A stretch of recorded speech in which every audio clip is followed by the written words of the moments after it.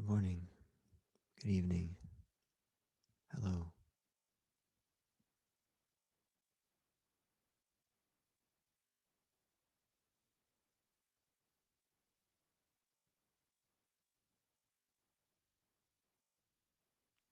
I love you all.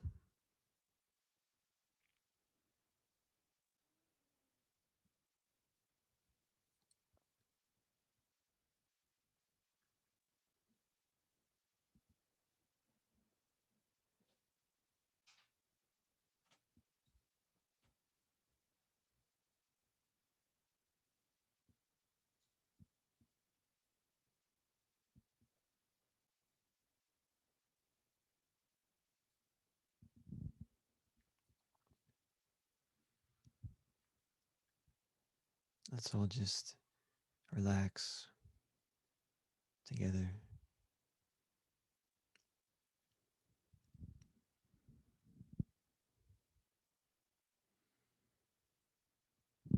Can you not hear me? Not loud enough? Maybe I'll just talk louder.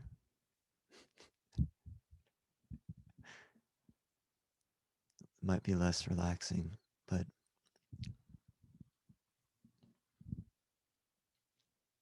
it's okay.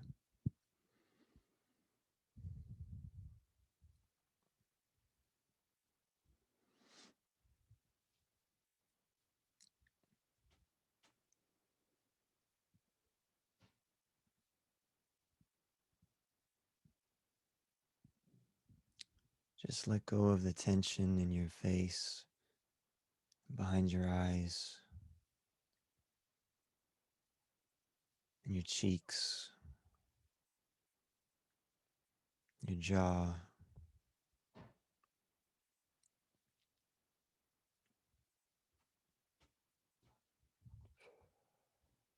Just let go.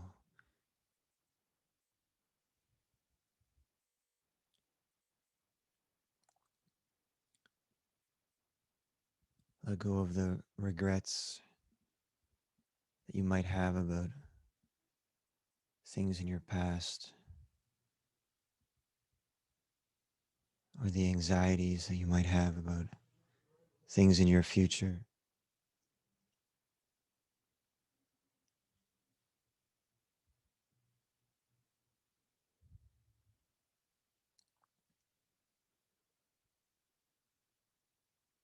Just be here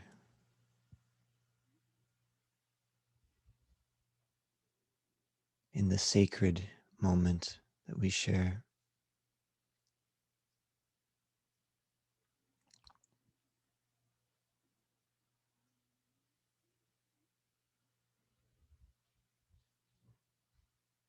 Where the possibilities are infinite.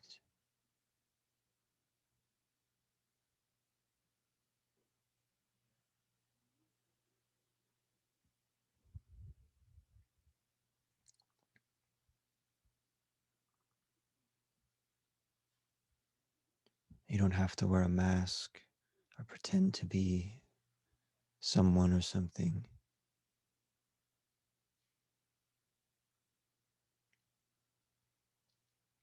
Not here,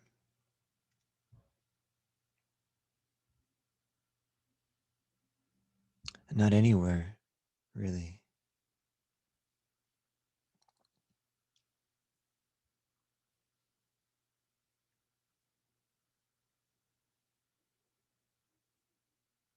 You don't have to betray yourself to function in this world.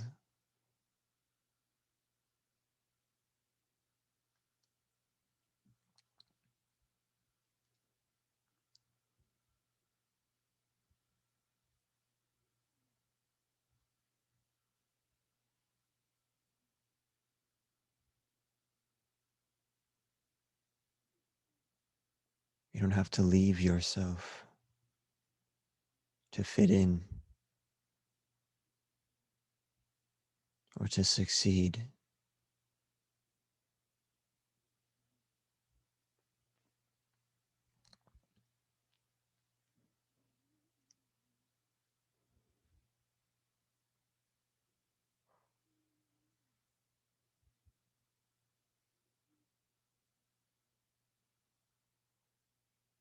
You don't have to carry the weight of other people's problems,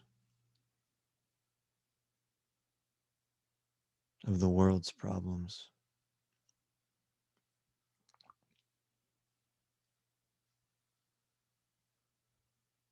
or even your own problems.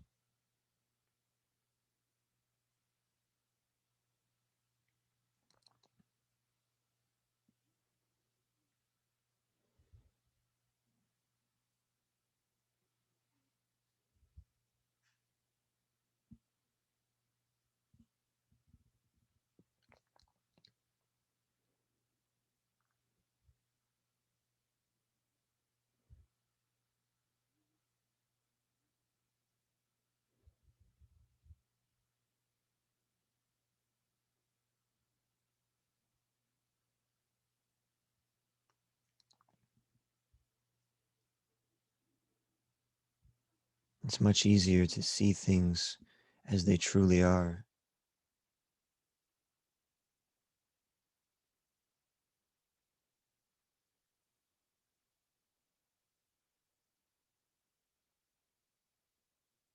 when we know what it's like in the absence of those things.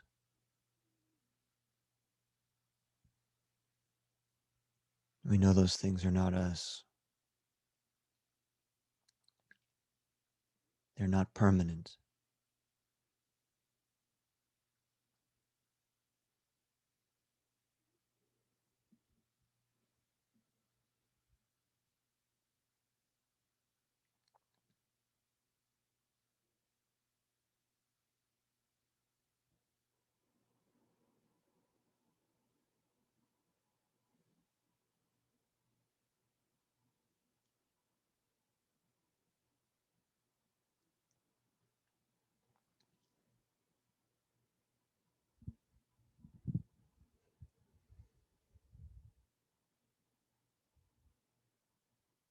The things that come and go are very much the same.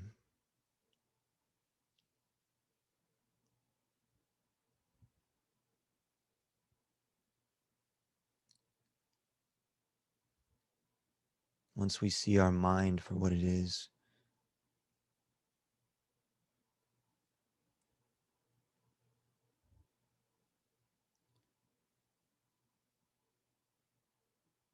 we can see the mind of others for what it is. And just as we recognize that the mind is not us, it's not our it's not our source, it's not our depth,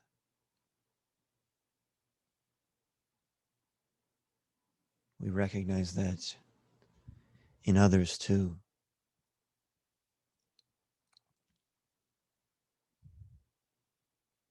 And many times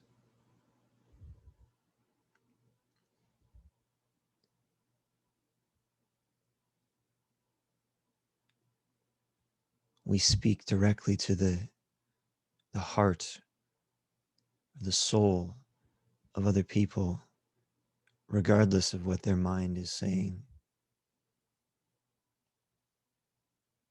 because we're not communicating on the level of the mind.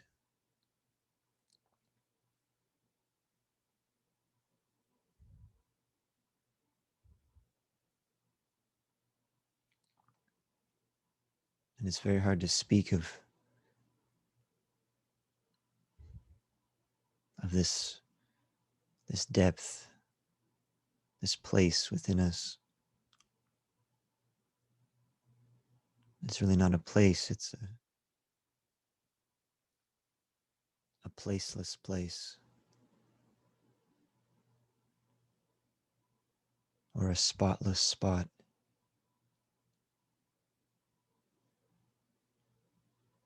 a timeless time, a faceless face,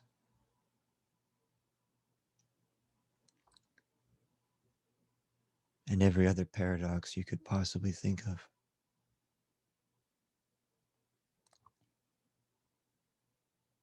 Because the only words that make sense in trying to describe this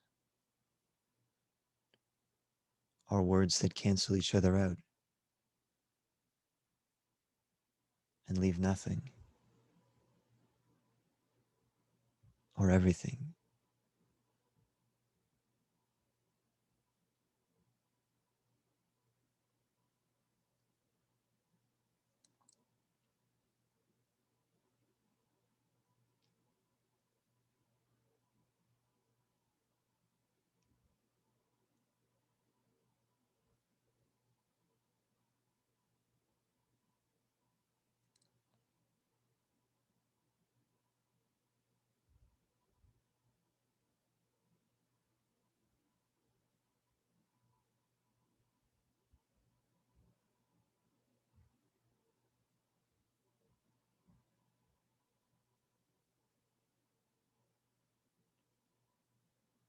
It's like a ground zero,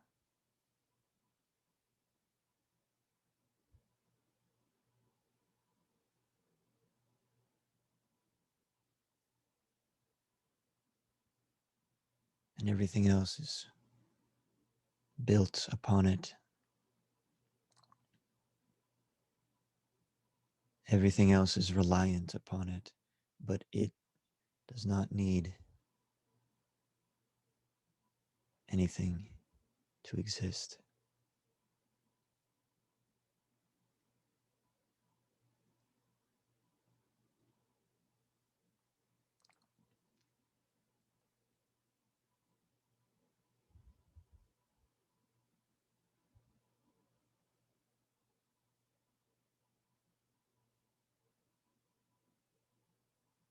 And it's not so much a thing that we're looking for,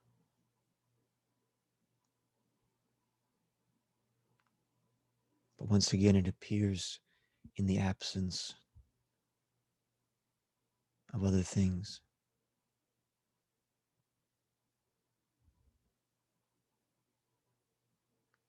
And we cannot experience,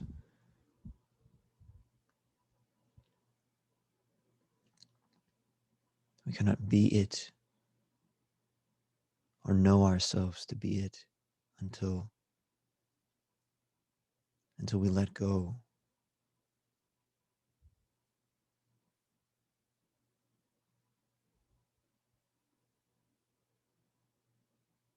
This is not easy to do.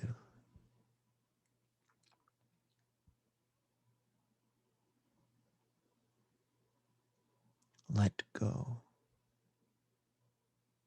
2 words,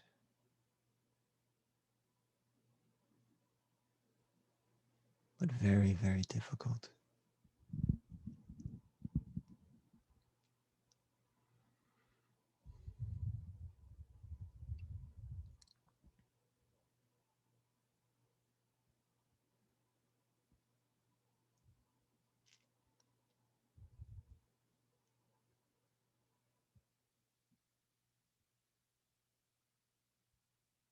We have to somehow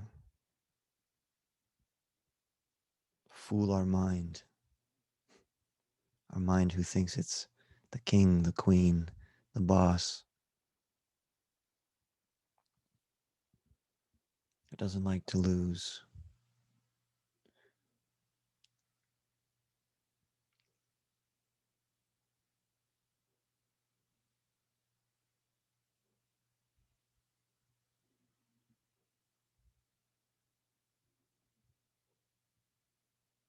This is the great beauty of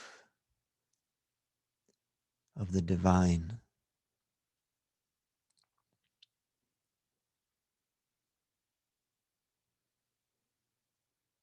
Just the word itself, divine,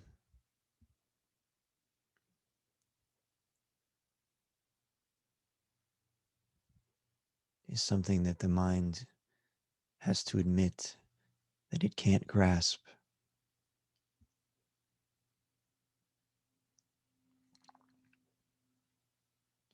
Just the idea of divine implies something beyond mind, beyond thought.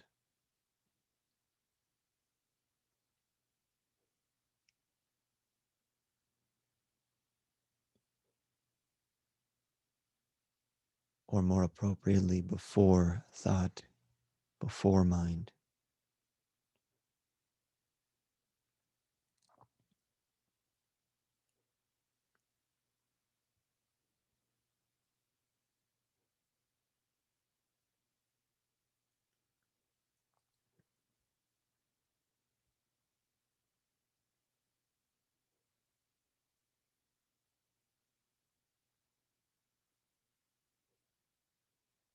If we can invoke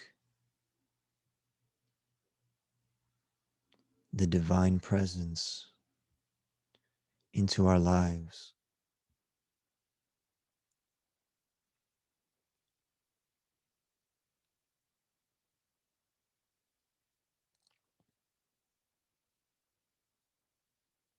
if we can live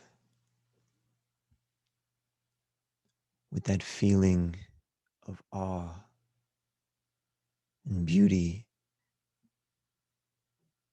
that we're in the presence of something truly impeccable, just like we did when we were children,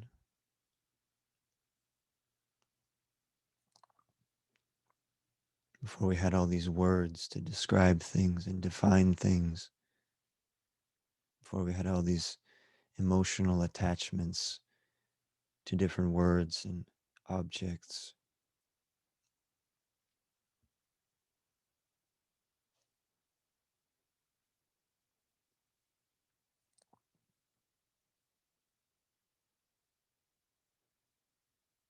When we were kids, we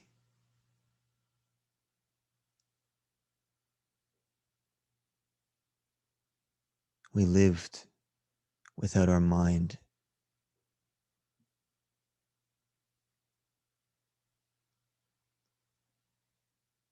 We were free of these concepts. And sure, we did some stupid things, like burnt our hands on the stove,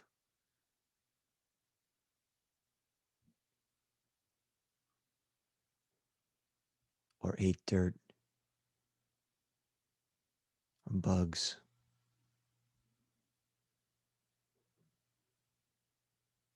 But we were free.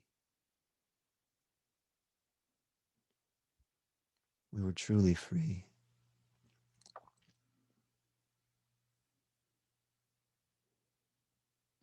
And our parents took on twice the worry because we could not be bothered to worry for ourselves. We were free.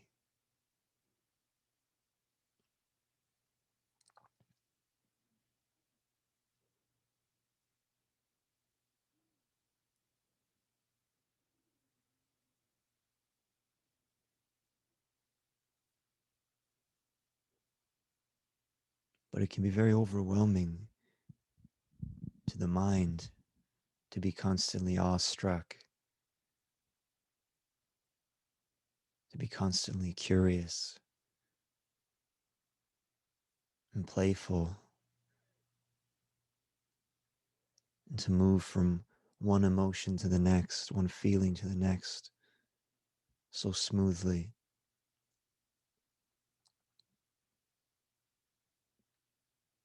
That's a lot of landscape for the mind to figure out.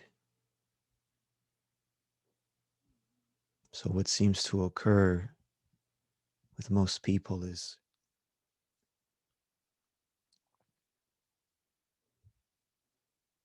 the mind takes those incredible, awe striking moments and all those vast array of emotions, and it tries to simplify them,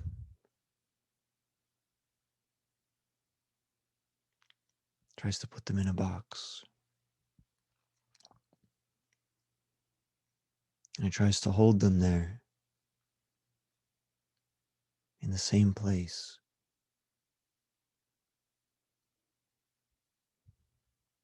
This is comfortable for the mind, and it frees up a lot of extra space to think. And it says, yippee,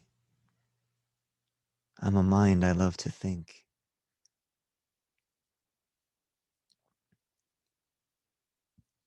So, in effect, your mind sucks all the beauty and the awe, the wonder out of the world so that it has space to think. It doesn't want to be overwhelmed by all these beautiful things around us. It wants to keep everything exactly the way it is so that it can just get lost and think about all sorts of things, and usually not helpful things. We get this wonderful ability to cognize and think of things in the future and the past, and instead of using it when we need it in appropriate times, we use it every day, all day, to think about dinner or TV or politics or sports or what somebody said to us last week or what we're going to do at work on Monday.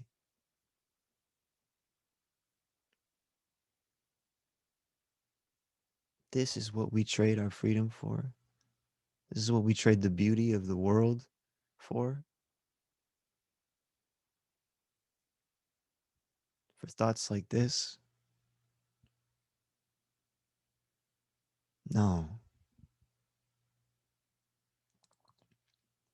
no.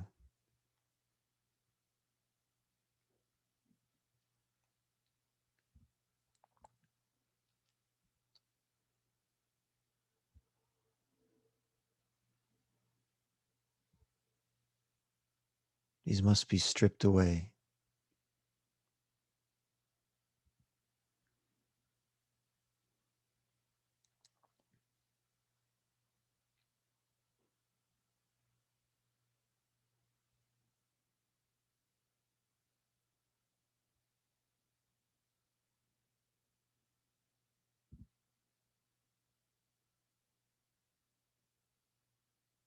And we must go back to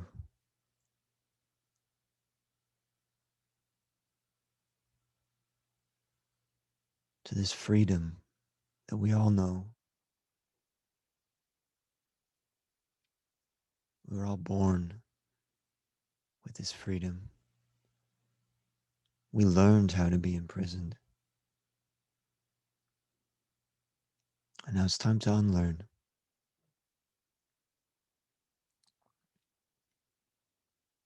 It's time to come back home.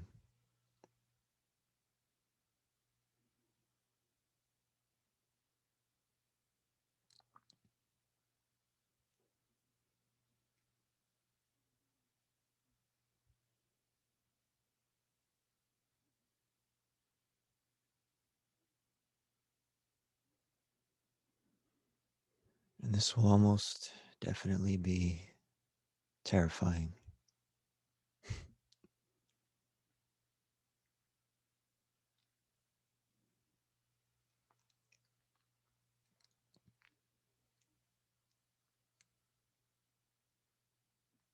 But the alternative is living our whole life in fear.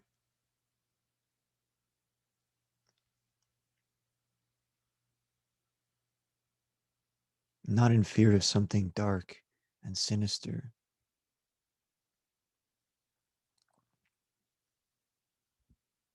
but in fear of the true depth of beauty and light and love.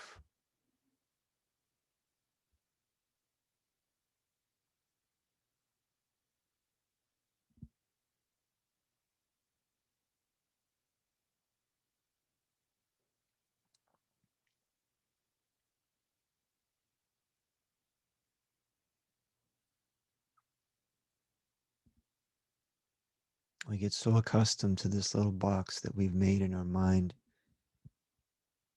our self image, our story from our past, projecting our story into the future,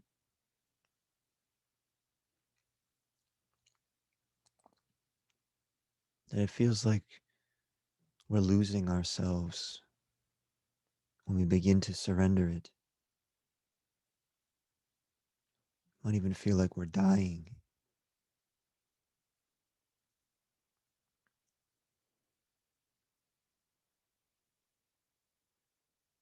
It would be like taking the atlas, taking the globe off of Atlas's back. Let me lighten your load. And then hearing him say, don't do that. I need that load. I don't know what I would do without it. And you say, you'll be free. You can do whatever you want. You don't need to carry the weight of the world. Let it roll down the hill and crash into oblivion for all you care.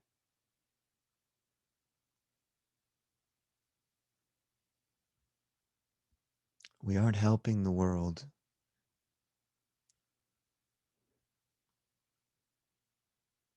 or anyone in it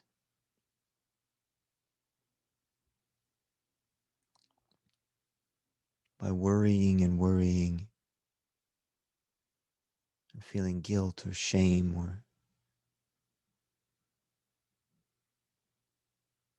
or despair.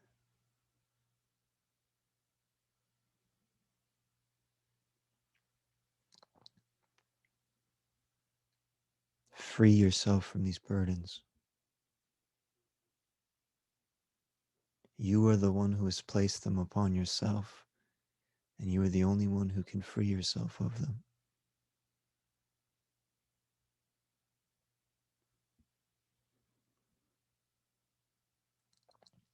Take off your mask. Oh no, I mean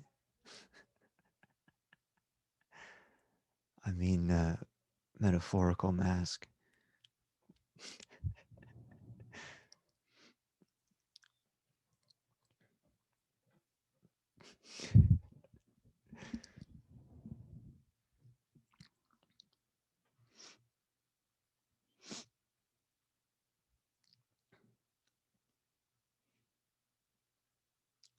Let the sky carry the weight of the clouds.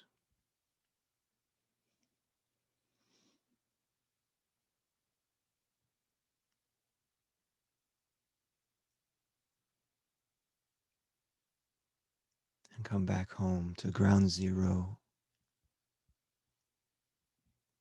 at rest.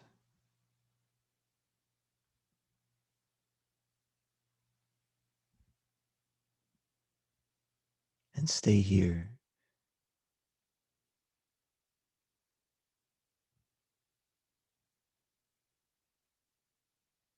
Love this place. And recognize that you can function without leaving yourself.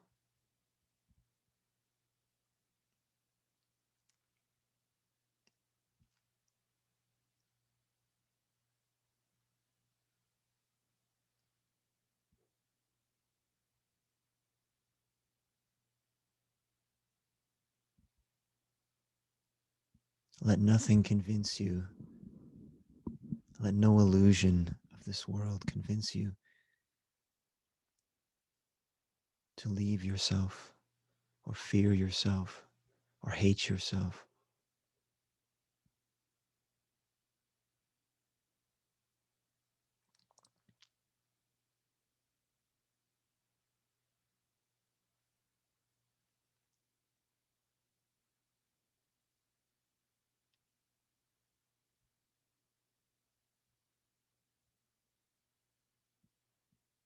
Invoke the divine if you must. Feel the presence of God.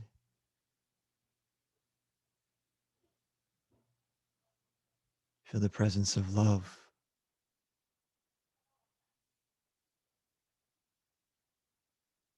Because this makes it easier for your mind to let go.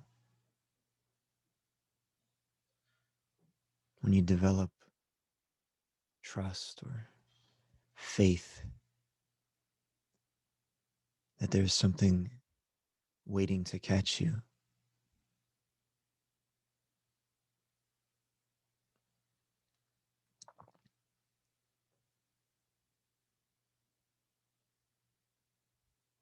That something beautiful awaits in the oblivion that you feel you're descending into.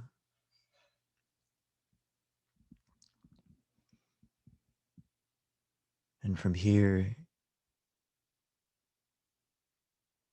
there's some sort of rebirth.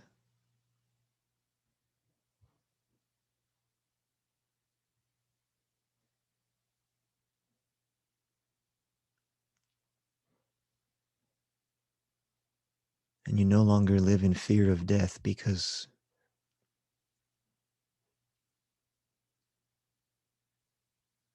it's almost as if you've faced your death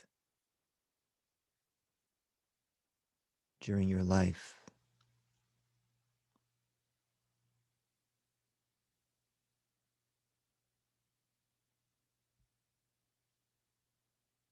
You've faced your demise, your greatest fear, and you found it to be non-existent. And so you truly come alive.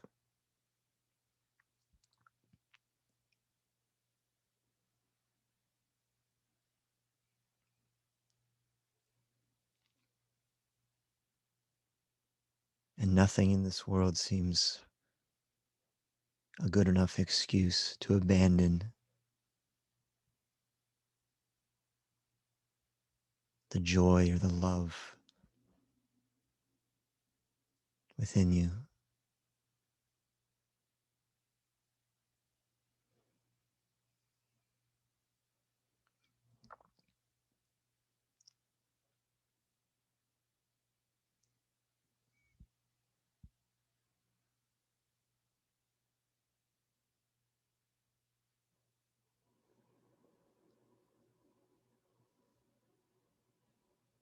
And from this place, everything else is out of your control. And you don't mind. You really don't mind. You don't pick up the weight of anything.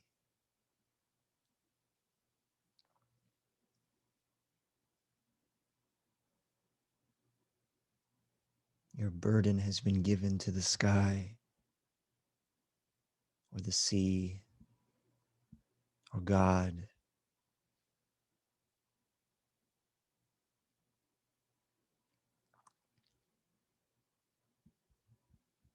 You find no excuse to carry any weight.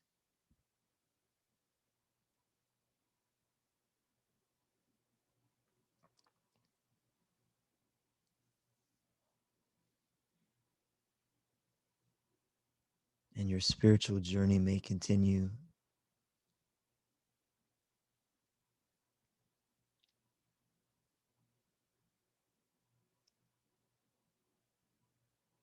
but you don't much care which direction it takes you, what experiences it brings, what powers you're given.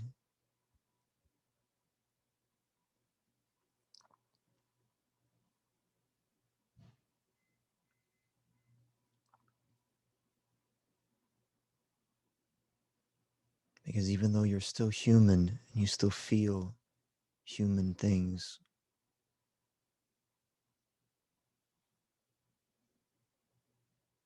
you now know the absence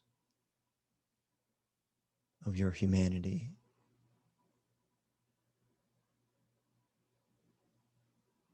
And in the absence of something, you can come to know it better.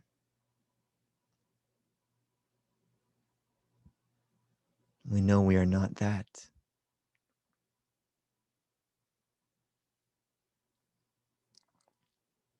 We are not just human. We do not just see with our eyes, or hear with our ears, or speak with our mouth, or feel with our body. We have different eyes. Eyes that don't need physical manifestation to see. We have different ears just the same.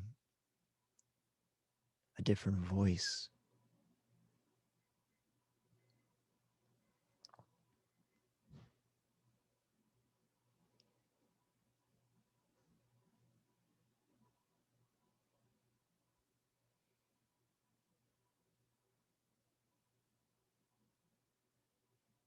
When we experience the absence of a physical body or a physical world, or even the absence of consciousness entirely,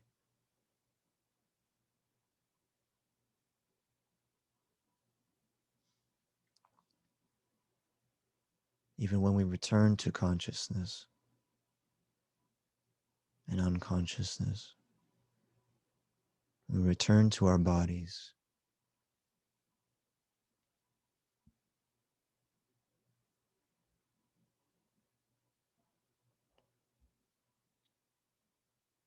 We know something.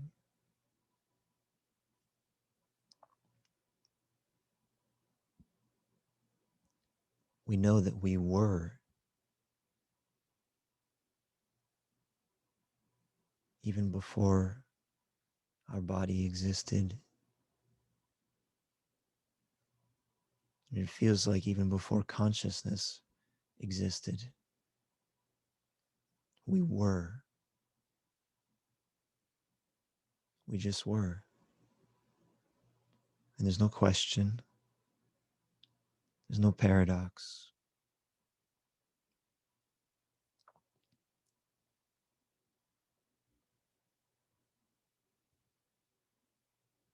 We were before anything was.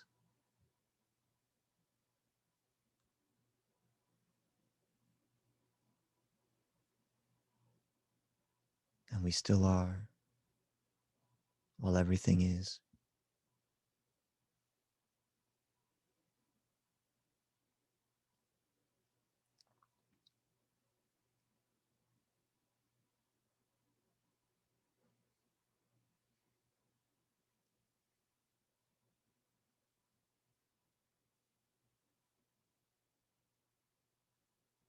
And the best part of all this for me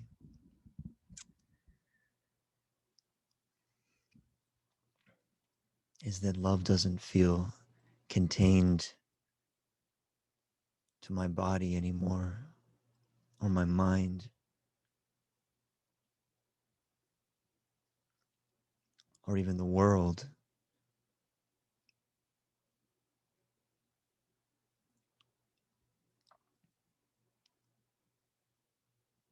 It's as if love fills that spaceless space with the feeling of eternity, limitless, endless love, unbound and abounding.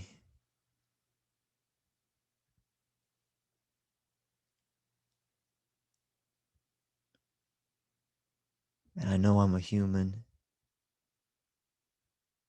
but I also know that's not all I am. And I know that's not all you are either.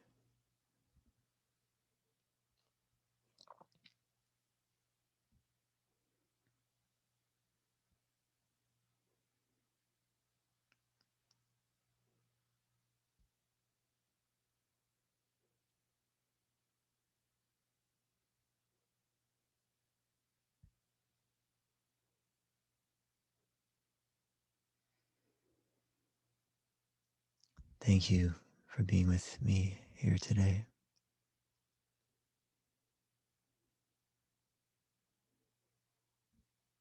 I love you all so much.